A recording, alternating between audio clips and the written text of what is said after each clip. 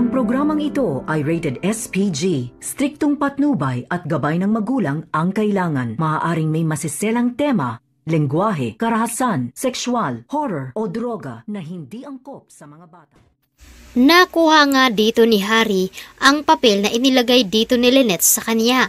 Kaya naman, nung mabasa ito ni Harry ay agad naman binalikan ito ang kanilang bahay.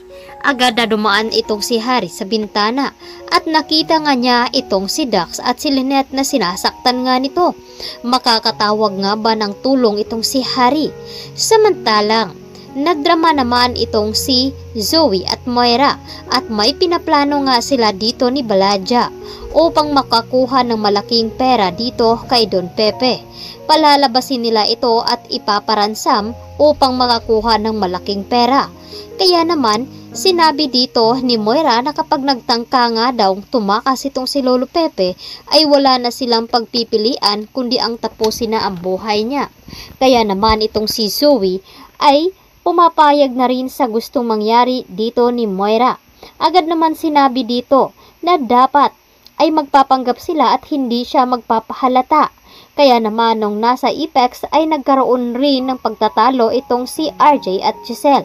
Nakita niya itong umiinom itong si RJ dahil hindi niya akalain na mawawala nga ang kanyang ama.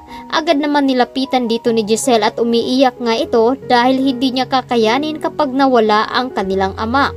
At dahil dito, sinisisi na naman dito ni Giselle itong si RJ dahil nga hindi ito naniniwala na may kinalaman itong si Zoe at si Moira. Kaya sa galit dito at inis ni RJ ay nasampal niya dito itong si Giselle dahil nga daw hindi ito nagiging magulang sa kanyang anak. At napaiyak na lamang itong si Giselle at agad rin naman humingi ng tawad itong si RJ. At maya-maya pa ay agad ring dumating ang mag-ina na si Zoe at Moira. At bago pa man nila hinarap itong si RJ ay sinabi dito ni Moira na kailangan nilang panggap na talaga namang walang alam sa pagkawala ni Lolo Pepe. Kaya nung magkaharap na niya itong si RJ ay sinabi na nga dito ni Zoe ang kanilang drama ni Moira. Samantalang, nag-uusap naman itong si Annalyn at Doc Lendon dahil nakakahalata nga itong si Annalyn sa mga ikinikilos dito ni Doc Carlos. At kaya naman sinabi niya dito kay Doc Lendon na kung bakit ay nagiging close nga daw itong si Zoe at si Doc Carlos.